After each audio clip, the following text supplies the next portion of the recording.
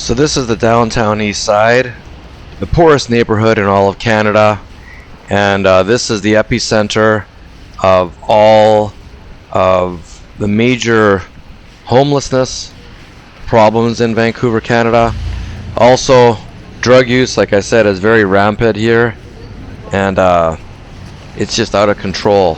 People dying left and right, fentanyl overdoses, and of course, this is just a couple weeks after they've legalized hard drugs in the province of British Columbia. You're now legally allowed to have 0.25 grams of meth, fentanyl, cocaine, heroin, anything you can think of, you're allowed to have as long as it's under 1/4 of a gram.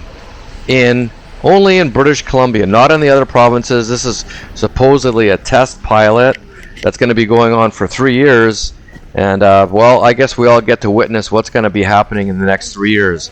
Does anyone think that any of these issues are going to get better in the next 3 years, or does everyone think that things will continue declining at a fast rate? Well, I think it's going to keep declining, and we're going to see it for ourselves as the days, weeks, and months progress into the future. And there's politicians think they can just they got some kind of magic wand, and by making something law that all of a sudden all these problems are going to disappear. Well, if you don't attack the root of the problem, nothing's going to disappear. The root's going to just get stronger.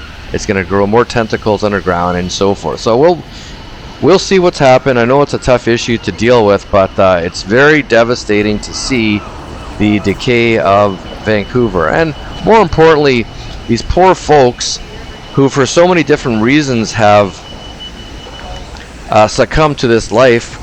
You know, there's so many different reasons. I don't want to get into all of them, but everybody knows, you know, depression and, you know, mental health issues, losing your job and so forth. You can become homeless, and from there, who knows what happens.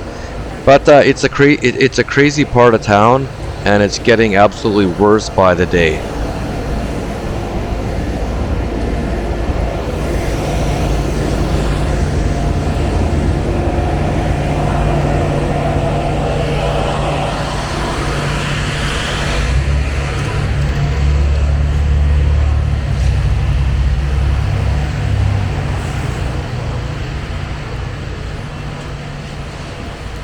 And in British Columbia, there's like basically catch and release program where they catch repeat offenders, and they're just out within 24 hours. So they continuously do the same crimes over and over again.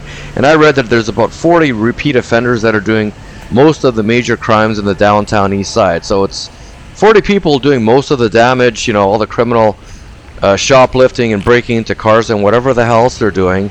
And law enforcement's hands are tied because of laws put into place where, of course, you know, they release these offenders constantly, and they're back out on the streets doing the exact same thing.